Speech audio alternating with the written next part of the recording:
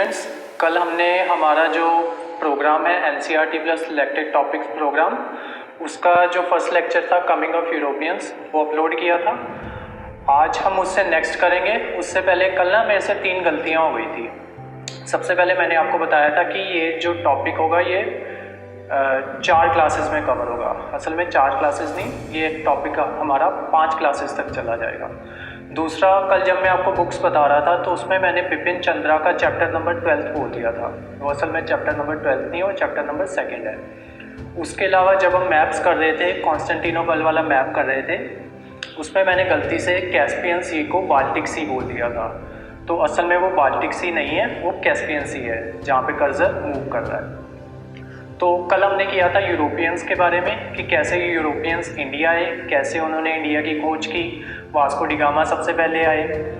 तो जो हमारा आज का टॉपिक है, आज हम करेंगे सिर्फ पोर्चुगीज़ के बारे में कि जब पोर्चुगीज़ इंडिया आए तो किस तरीके से उन्होंने परमिशन ली, फिर कहाँ कहाँ पे उन्होंने अपनी कंपनीज इस्टेब्लिश की, उसके अलावा उनकी क्या क्या पॉलिसीज़ थी, और उसके अलावा हम ये भी डिस्कस करेंगे पोर्चुगीज़ की क्या लिमिटेशंस रही, क्योंकि उनकी नेवी हमने कल डिस्कस किया कि बहुत स्ट्रॉन्ग थी उनकी नेवी। उसके बावजूद भी हम पे हुकूमत कर गए ब्रिटिश वाले। तो उसके पीछे क्या रीजंस थे, क्या पॉलिसीज़ थी, वो हम आज डिस्कस करेंगे।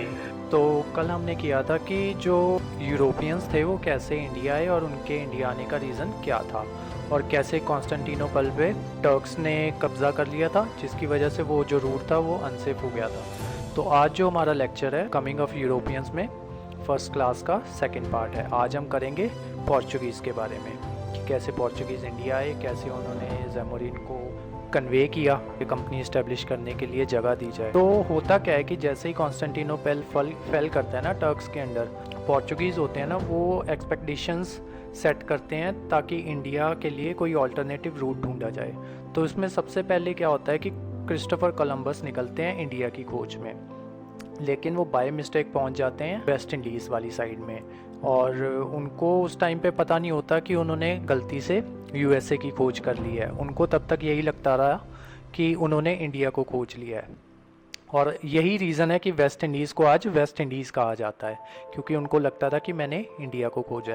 क्रिस्टोफर कोलंबस के बाद वास्को डी गामा निकलते हैं इंडिया की खोज पे, और जैसा कि कल हमने किया था कि वो पहुंचते हैं कैलीकट में और वहाँ पे उनको मिलते हैं ज़ैमोरिन। यहाँ पे एक चीज़ और याद रखने वाली है कि वास्को डी गामा सिर्फ एक बार इंडिया में नहीं आए थे, उन्होंने 2 ट्रिप्स की थी। सबसे पहली ट्रिप थी उनकी 1498 में, और जो सेकेंड ट्रिप थी वो थी 1502 में। और उसके अलावा 1500 में भी एक कैप्टन थे जिनका नाम था कैब्रल, उनका पूरा नाम था पेड्रो एल्वरेज कैब्रल। वो आते हैं इंडिया में 1500 में। तो ये क्या करते हैं, ये पोर्चुगीज़ से अपनी जर्नी शुरू करते हैं और ये इधर आ जाते हैं ब्राज़ील वाली साइड में, और फिर जब इन्हें पता चलता है कि ये इंडिया नहीं है तो ये ब्राज़ील से फिर घूम के केप ऑफ गुड होप से होते हुए फिर कैलीकट पहुंचते हैं। धीरे धीरे पोर्चुगीज़ क्या करते हैं कि वो ना कार्टेजाई सिस्टम इंट्रोड्यूस कर देते हैं। इससे पहले क्या होता था कि जो ट्रेड होती थी ना, वो मोनोपोली होती थी, वो अरब्स की होती थी। तो वो इंडिया से सारा सामान अरब्स खरीद लेते और वो जाके यूरोप में जाके महंगे दामों में बेचते। लेकिन कार्टेजाई सिस्टम में क्या हुआ कि जो पोर्चुगीज़ थे उन्होंने क्या किया कि उन्होंने ये जो बैरिगेड्स दिख रहे हैं ना आपको, जहाँ पे कर्सर मूव कर रहा है, ये ऐसे करके बैरिगेड्स बना दिए। इन बैरिगेड्स में क्या होता था कि ये अपनी यूनिट्स इस्टेब्लिश कर देते थे, और जो भी शिप यहाँ से गुजरता था उससे टैक्स कलेक्ट करते थे। तो इस सिस्टम को कहा जाता था कार्टेजाई सिस्टम। इस सिस्टम से उन्होंने अपनी मोनोपोली इस्टेब्लिश कर दी पूरे जो इंडिया का जो पूरा ट्रेड था उस पर। ये क्या करते थे कि जो इंडिया के जो मेन ट्रेडिंग आइटम्स थी, जैसे ब्लैक पेपर हो गई, उन पे इन्होंने अपनी मोनोपोली रखी, और जो दूसरी छोटी मोटी चीज़ें थी उनको बाकी देशों को बोल दिया कि आप ट्रेड कर सकते हो, लेकिन अगर आपको ट्रेड करना है तो आपको हमें फ़ी पे करनी होगी। और इसी सारे सिस्टम को कहा जाता है कार्टेजाई सिस्टम। ट्रेडिंग स्टेशंस इस्टेब्लिश किए थे, वो दिखाए गए हैं यहाँ पे, जो था जैसे कैलीकट, कैनानौर, कोचिन। ये देखिए ये सारे यहाँ पे, ये कोचिन रहा, ये कैनानौर है, कैलीकट ये रहा, ये कैलीकट है। मद्रास में और हुगली वाली साइड में भी अपने अब जो इनका मेन ट्रेड था ना वो था ब्लैक पेपर।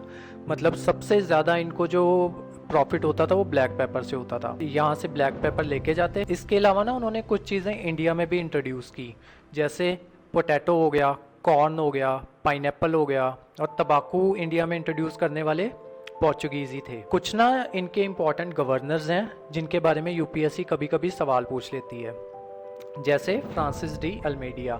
इन्होंने क्या किया कि इन्होंने ना ब्लू वाटर पॉलिसी लेके आए। ब्लू वाटर पॉलिसी में ये था कि इंडिया की कोस्ट लाइन के ऊपर ना इन्होंने कब्जा करना शुरू कर दिया। जो भी इंडिया की कोस्ट लाइन से होके गुजरेगा उसको इनको टैक्स देना पड़ेगा। इस पॉलिसी को कहा जाता है ब्लू वाटर पॉलिसी। नेक्स्ट जो हमारे गवर्नर हैं अल्फेंजो डी अल्बेक्रूर, इन्होंने क्या किया कि इन्होंने ना गोवा को कैप्चर कर लिया। उस टाइम पे गोवा के जो रूलर होते थे वो आदिल शाही डायनेस्टी से होते थे। इन्होंने इसके अलावा दो चीज़ें और की, सती प्रथा थी उसको अबॉलिश करने की कोशिश की। उसके अलावा इन्होंने क्या किया, इन्होंने पोर्चुगीज़ मैन थे ना उनको बोला कि आप ना इंडियन गर्ल से शादी करो। अब ना मैं यहाँ पे आपको कनेक्ट करके बताता हूँ। देखो, ब्रिटिश इंडिया में आए थे 1600 में और 1757 में वो बैटल ऑफ पलासी जीत जाते हैं और उससे उनकी अपनी पावर इस्टेब्लिश कर लेते हैं वो।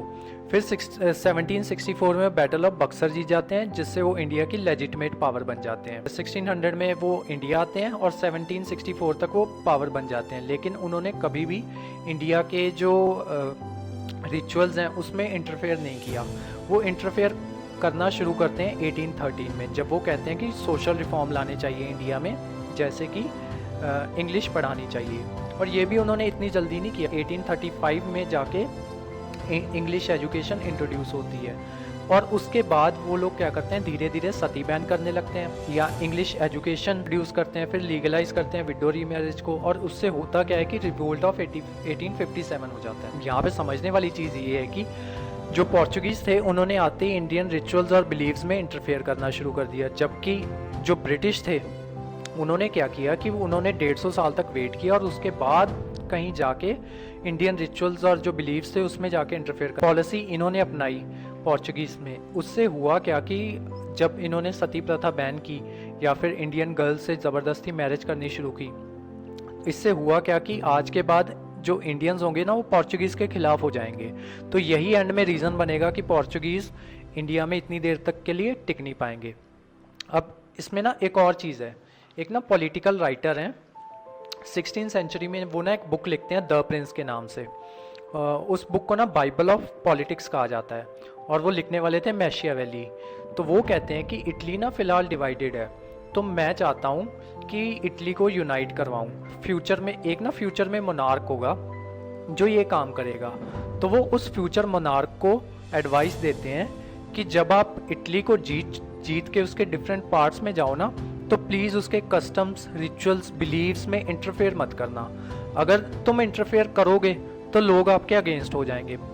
जब ब्रिटिश इंडिया आएंगे ना तो वो भी यही पॉलिसी अपनाएंगे। ब्रिटिश आके इंडिया में मैशिवेलियन स्टेट्सक्राफ्ट इम्प्लीमेंट करते हैं और सक्सेसफुल भी हो जाते हैं। अब आते हैं हमारे जो नेक्स्ट गवर्नर हैं, उनका नाम था नीनो डी कुन्हा। ये क्या करते हैं कि ये अपनी जो कैपिटल थी वो ट्रांसफ़र कर देते हैं कोचीन से गोवा में। अब जब बाकी यूरोपियन कंपनीज देखती हैं ना कि पोर्चुगीज़ को इतना फ़ायदा हो रहा है, तो वो क्या करते हैं, वो धीरे धीरे वो भी इंडिया में एंटर करना शुरू कर देते हैं। इसके बाद आते हैं डच, ऑलमोस्ट उनकी सारी टेरिटरीज पे कब्जा कर लेते हैं। तो जो पोर्चुगीज़ होते हैं उनके पास एक बचता है बॉम्बे और दूसरा बचता है गोवा, दमन एंड दीव।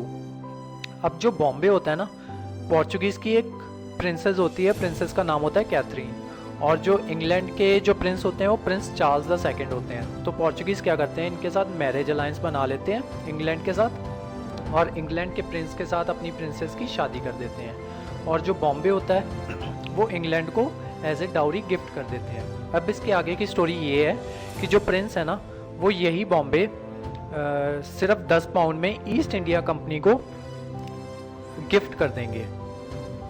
और ये जो इनके पास बचा था गोवा और दमन एंड दीव, ये इंडिया को वापस जाके मिलेगा 1961 में। अब हम देखेंगे कि पोर्चुगीज जो थे वो इंडिया में टिक क्यों नहीं पाए, उसके पीछे रीज़न क्या था, रीजंस फॉर फेलियर। अब सबसे पहले क्या है कि रिलीजियस इंटॉलरेंस। रिलीजियस इंटॉलरेंस का मतलब ये था कि जैसे मैंने आपको बताया ना कि उन्होंने सती प्रथा बैन करने की कोशिश की, तो ये उनकी जो इंडियंस थे उनकी रिलीजियस सेंटिमेंट्स को हर्ट कर गया, जिस वजह से ये उनके फेलियर का एक रीज़न बना। उसके अलावा मैंने आपको बताया था कि इन्होंने डिस्कवरी कर ली थी ब्राज़ील की, तो इनको लगने लगा कि ब्राज़ील इनके पास एक वायबल ऑप्शन है, तो इन्होंने अपना सारा ध्यान ब्राज़ील की तरफ कंसंट्रेट कर लिया। उसके अलावा क्योंकि इन्होंने ब्लू वाटर पॉलिसी कर दी थी, तो जिस वजह से स्ट्रिक्टनेस बहुत हो गई थी। और कभी भी नोट करना, जहाँ पे भी स्ट्रिक्टनेस होगी वहाँ पे पायरेसी खुद ब खुद आ जाती है। तो हाई सी पायरेसी हो गई थी, जैसे कि जो जहाज़ होते थे उनको लूट लिया जाता था। तो ये भी एक वजह बनी पोर्चुगीज़ के डिक्लाइन की। उसके बाद जो नेक्स्ट रीज़न बनता है पोर्चुगीज़ के फेलियर का, वो था राइज ऑफ मराठा। इस दौरान क्या होता है कि जो छत्रपति शिवाजी राव थे वो क्या करते हैं कि जो छोटी छोटी मराठा टेरिटरीज थी उनको इकट्ठा करके एक स्ट्रॉन्ग पावर बना लेते हैं। उसके अलावा उनकी ना इंटरनल लिमिटेशंस भी थी पोर्चुगीज़ की। उनकी पॉपुलेशन बहुत कम थी और उस वजह से क्या था कि उनके पास रिक्रूटमेंट की कमी थी, उनकी आर्मी इतनी बड़ी नहीं थी, और ये सारे रीजंस बनते हैं फेलियर। उसके अलावा जो कल हमारा सेशन होगा उसमें हम करेंगे कि कैसे डच ने पोर्चुगीज़ को हराया, कौन सी बैटल्स हुई और उसके क्या आउटकम्स हुए। और उसके बाद कल वाली ही वीडियो में हम डिस्कस करेंगे कि डेन्स इंडिया कैसे आए और कैसे उन्होंने कहाँ कहाँ पे अपनी कंपनीज इस्टेब्लिश की। तो आज की क्लास में बस इतना ही था। थैंक यू सो मच, और आप हमारा चैनल सब्सक्राइब करें और रजिस्ट्रेशन के लिए दिए हुए नंबर पे कांटेक्ट करें।